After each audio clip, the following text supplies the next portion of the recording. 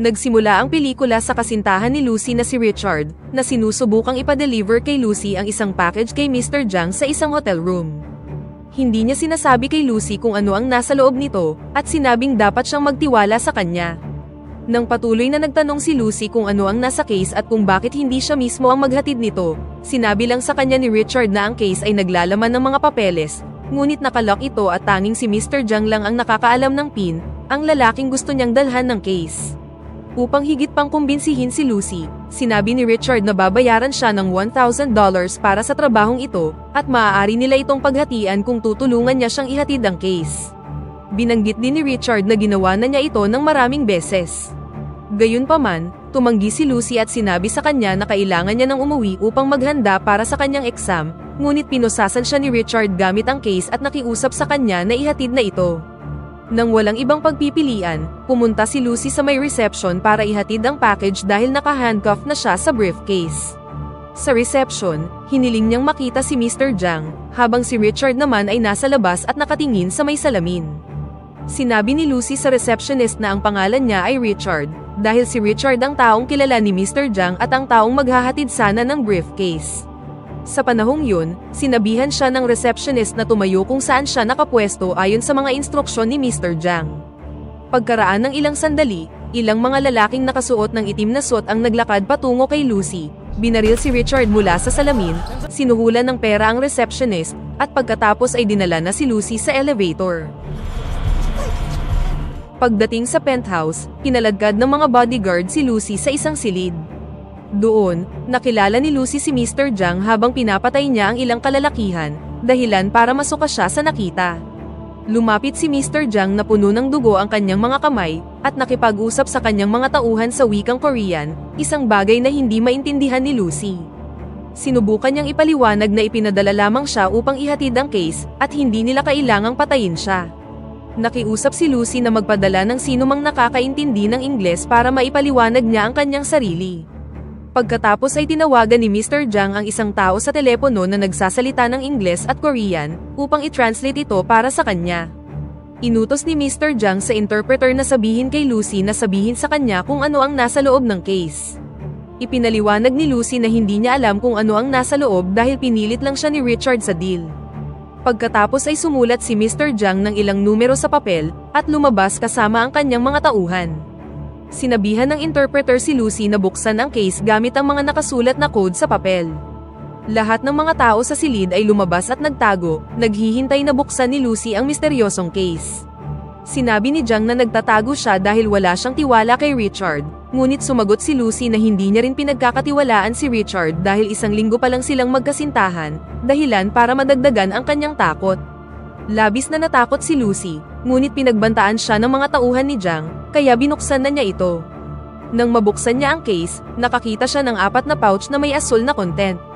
Pagkatapos ay sinabi niya sa interpreter ang tungkol dito, na pagkatapos ay sinabi kay Mr. Jiang kung ano ang mga nilalaman nito, bago lumabas ang mobster sa kanyang pinagtataguan upang kunin ang case mula kay Lucy. Upang subukan kung gaano kaepektibo ang nilalaman, dinala nila ang isang adik na lalaki at pinasinghot ang asul na nilalaman nito. Kumilos ang lalaki na parang nawalan ng hininga, pagkatapos ay walang tigil sa pagtawa, na may kasamang tumutulong laway mula sa kanyang bibig. Sa pagkainis, binaril siya ni Mr. Jiang sa ulo at pagkatapos ay inalok si Lucy ng isang trabaho. Umiiyak na sumagot si Lucy na hindi niya kailangan ng anumang trabaho, ngunit sinapak siya ng isa sa mga tauhan ni Jiang, dahilan para mawalan siya ng malay. Lumipat ang eksena sa isang lecture hall, kung saan isang propesor na nagngangalang Samuel Norman, ang itinuturo sa mga estudyante na karamihan sa mga tao ay nagagamit lang ang 10% ng kanilang cerebral capacity, sa kabila ng lahat ng teknolohiyang naimbento ngayon. Binanggit niya na ang life form na gumagamit ng pinakamataas na kapasidad ng cerebro ay ang mga dolphin, na gumagamit ng humigit kumulang 20% na kapasidad ng cerebro, na nagbibigay daan sa kanila na magkaroon ng echolocation system na mas mahusay kaysa sa anumang sonar. Samantala, nagising si Lucy sa kanyang underwear sa isang bagong silid, na merong mga bendahe na nabahiran ng kanyang dugo sa kanyang tiyan. Pagkalabas ng silid para makita si Mr. Jiang at ang kanyang mga tauhan, isang lalaki na tila isang doktor ang nagsabi sa kanya na ang isang pouch na may blue content, na isang gamot na tinatawag na CPH4, ang inilagay sa kanyang tiyan, at hindi siya dapat matakot dahil wala silang ginawa sa kanyang mga organs. Pagkatapos nito, ipinasok nila ang ilan pang kalalakihan na meron ding mga nakalagay na gamot sa kanilang tiyan. Nagpasalamat sa kanila ang doktor sa paggawa nito, at pagkatapos ay binigyan sila ng mga passport at mga plane ticket para i-deliver ang gamot sa Europa, at nagbantang papatayin ang kanilang pamilya kung hindi nila magagawa ang trabaho. Bago umalis, tinakpan nila ang kanilang mga mukha dahil isa ito sa mga rules ng kanilang negosyo. Pagkaraan ng ilang sandali sa ibang lugar, nagising na si Lucy. Kinausap ni Lucy ang kanyang sarili at sinabing magiging cool lang siya tungkol dito hanggang sa lumapag sila sa eroplano. Makalipas ang ilang oras, tinanggalan siya ng maskara ng dalawang lalaking nagsasalita sa wikang Mandarin. Ang isa sa mga lalaki ay nagsimulang hawak-hawakan si Lucy, at tuwang-tuwa dahil sobrang lusog niya. Dahil dito, hinedbat ni Lucy ang lalaki, ngunit gumanti ito, at patuloy siyang sinipa sa kanyang tiyan, hanggang sa pigilan siya ng isa pang lalaki, bago sila lumabas ng silid. Dahil sa lakas ng sipa at suntok, nabasag ang pouch sa tiyan ni Lucy at kumalat sa katawan niya ang gamot. Habang ang gamot ay kumakalat sa kanyang katawan, nagsimula siyang manginig ng husto. Sa kabilang banda, itinuro ni Professor Samuel na kung ang isang tao ay makakamit ang 20% ng kanilang brain capacity, ito ay magbibigay ng access at control sa ating sariling katawan. Sa 40% ng kapasidad ng utak, ang isang tao ay maaaring kontrolin ng iba at pagkatapos ay magkakaroon ng kontrol sa mga bagay sa kapaligiran. Tinanong ng isang estudyante kung ano ang maaaring mangyari kung ang isang tao ay magawang makamit ang 100% brain capacity, ngunit hindi ito nasagot ng propesor. I have no idea. Samantala, nagkamalay na si Lucy at tahimik na umupo sa upuan. Makalipas ang ilang sandali, nang may pumasok na lalaki sa kanyang kulungan, inakit niya ito. Ngunit nang lumapit ang lalaki sa kanya, pinabagsak niya ito at kinalagan ang kanyang sarili.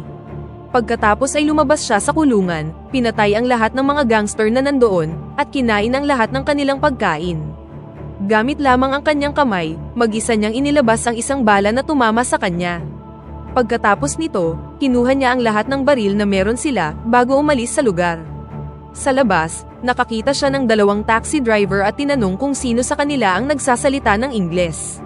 Binaril niya ang unang sumagot ng hindi, at binantaan ng isa pang driver na dalhin siya sa ospital.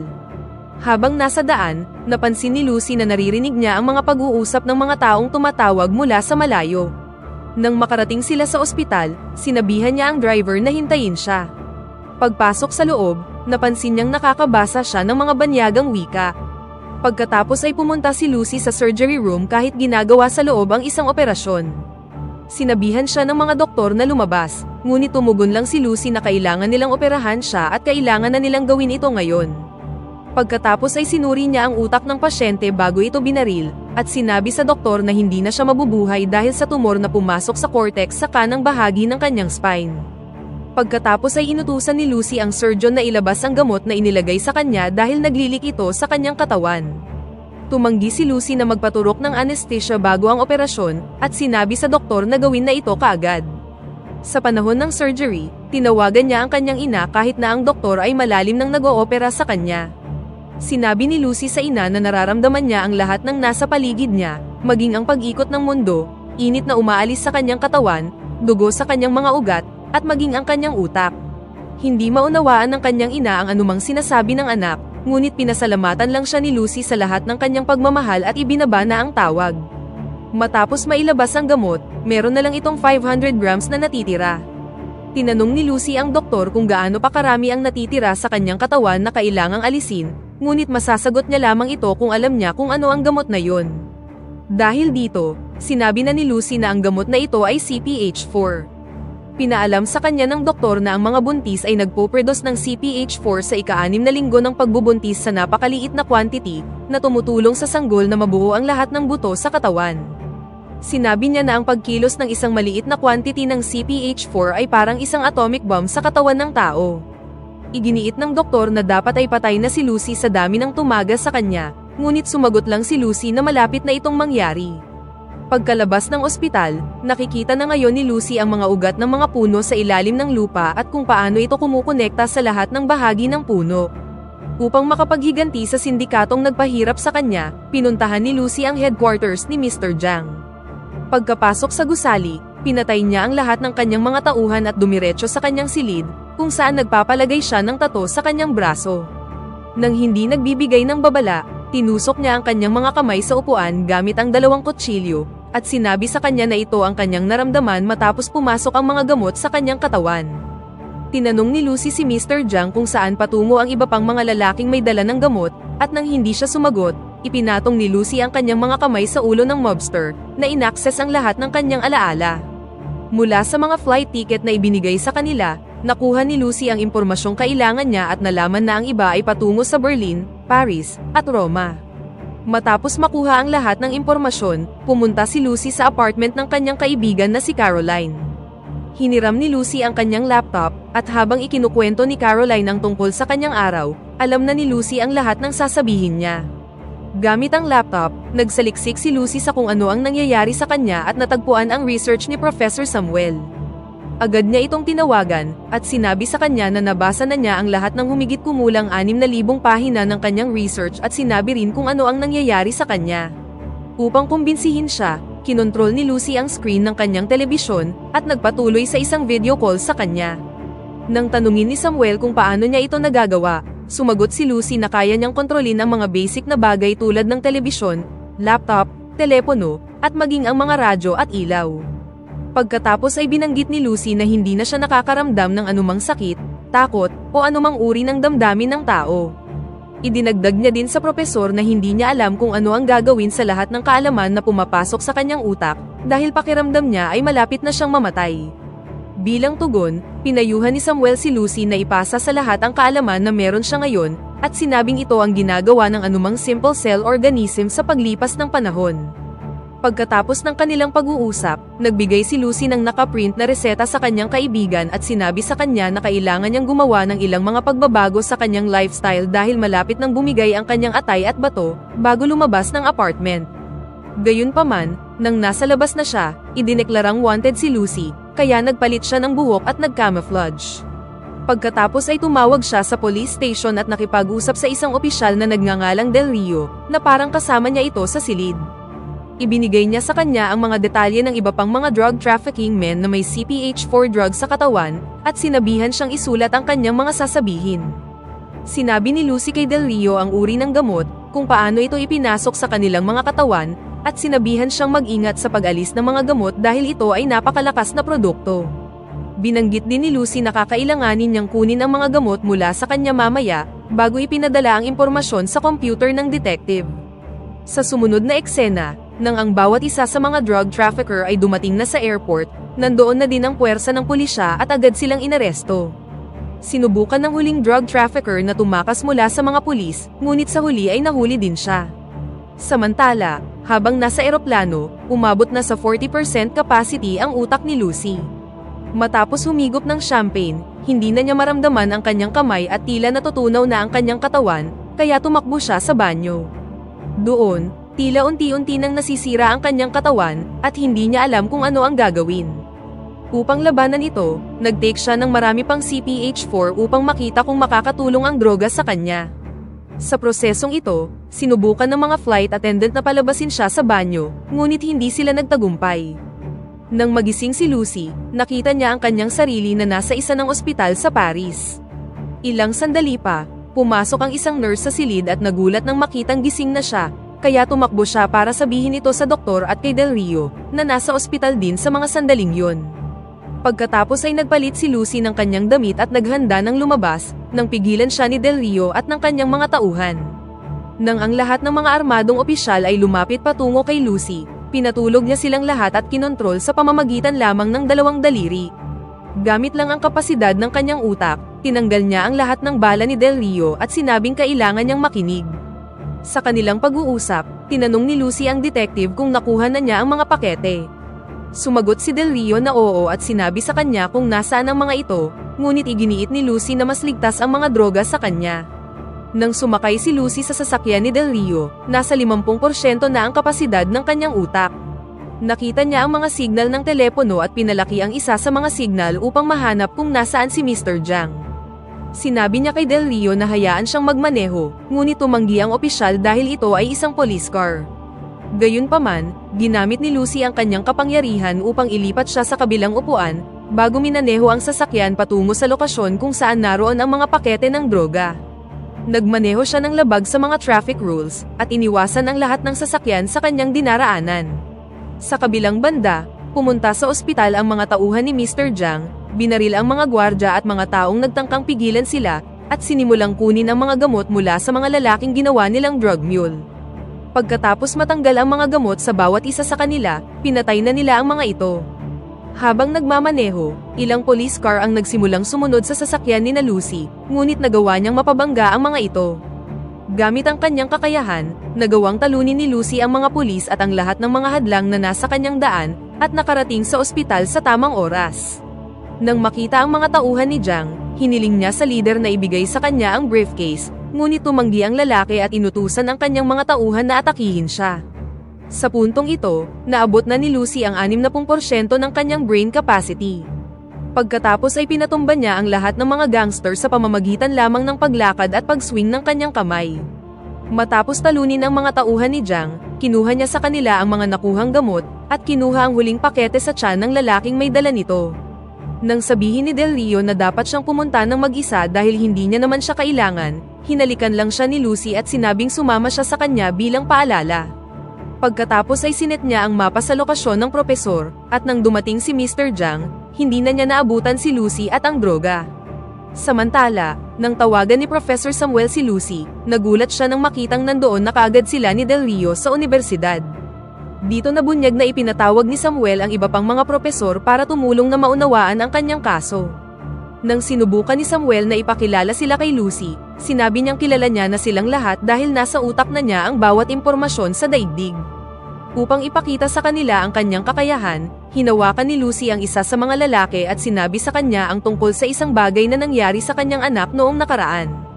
Ipinaliwanag ni Lucy ang ilan sa mga kaalaman na meron siya, at sinabi na ang time ang ultimate measure of life at lahat ng nag-e-exist na bagay. Habang ipinapaliwanag ni Lucy ang ilan sa mga impormasyong nakuha niya at ang ilang mahahalagang prinsipyo ng buhay, agham at panahon, tinipon ni Jiang ang kanyang natitirang mga tauhan at pumasok sa universidad upang kunin si Lucy. Kasabay nito, sinabi ni Lucy kay Del Rio na bantayan ang pinto para maipagpatuloy niya ang mga bagay kasama ang mga propesor. Sa labas, pinatay ni Mr. Jiang ang lahat ng mga gwardya na nagtangkang pigilan siya. Upang mahanap si Lucy, pinasok ng kanyang mga tauhan ang bawat silid na madaanan nila at pinatay ang lahat ng nasa loob nito. Samantala, sinabi ni Lucy sa mga propesor na ipasok ang mga natitirang gamot sa kanyang katawan, para mapabilis niya ang pag-develop ng kanyang utak sa 100 capacity. Pagkatapos ay i-upload niya ang lahat ng kaalaman na meron siya sa isang computer, at ibibigay ito sa kanila bago siya mamatay. Gayunpaman, nag-alinlangan si Samuel dahil ito ay napakaraming droga, at sinabi na baka hindi pa handa ang sangkatauhan sa impormasyong ibibigay niya sa kanila. Habang papalapit sa silid, naghihintay na si Del Rio at ilan pang mga opisyal para pigilan sila. Nang nasa katawan na ni Lucy ang lahat ng mga gamot, isang black fluid-like substance ang nagsimulang mag-extend sa kanyang katawan, na pumunta sa lahat ng bagay at lahat ng mga computer sa silid. Ilang sandali pa, naging puro puti at walang laman ang silid, walang anuman maliban kay Lucy at sa mga propesor. Hindi nagtagal, ang black fluid substance ay nagsimulang bumuo ng isang bago at super advanced na computer. Sa kabilang banda, ang mga tauhan ni Mr. Jiang at ang mga pulis ay patuloy na nagpaulan ng bala sa isa't isa, na sumira sa mga dingding sa labas ng silid. Habang sinusubukan silang pigilan ni Del Rio at ng iba pang mga opisyal, ang isa sa mga tauhan ni Mr. Jiang ay nagpaputok ng rocket, dahilan para makabalik sa nakaraan ang katawan ni Lucy, na tila isang paraan upang protektahan siya mula sa pagsabog. Nakabalik siya sa iba't ibang siglo katulad ng panahong hindi pa umiiral ang teknolohiya, noong hindi pa nabubuhay ang mga tao, noong hindi pa nag-e-exist ang anumang buhay sa mundo, hanggang sa natagpuan niya ang isang pinakaunang uri ng unggoy na ang pangalan sa mga museum ay Lucy. Nang hawakan ito ni Lucy, nakabalik siya sa realidad kung saan nagtatransfer siya ng impormasyon sa isang computer.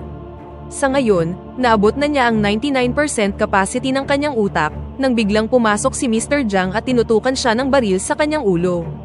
Habang papalapit sa kanya ang mobster, naabot na ni Lucy ang 100% capacity. Sinubukan ni Mr. Jiang na barilin ang babae, ngunit biglang nawala ang katawan ni Lucy at naiwan lamang ang kanyang damit. Dahil dito, nagalit si Mr. Jiang at nagbantang papatayin ang mga propesor, ngunit pumasok si Del Rio at binaril ang mobster, na lumigtas sa mga propesor. Sa huli, ang malaking structure ng super advanced computer ay sinubukang ipasa ang lahat ng impormasyon kay Samuel sa anyo ng isang flash drive. Matapos itong kunin ng propesor, ang itim na istruktura ay gumuho at nawala. Ang flash drive na ito ay naglalaman ng lahat ng impormasyong nabuo bilang resulta ng paggamit ng 100% ng brain capacity. Pagkatapos ay ipinasa ni Lucy ang isang mensahe sa telepono ni Rio na sinasabing nasa paligid lang siya, at dito na nagtatapos ang pelikula. Pakipindot naman ang like button kung nagustuhan mo ang pelikula at kung hindi naman, pindutin mo ng 2 beses ang dislike button para lang makasiguro.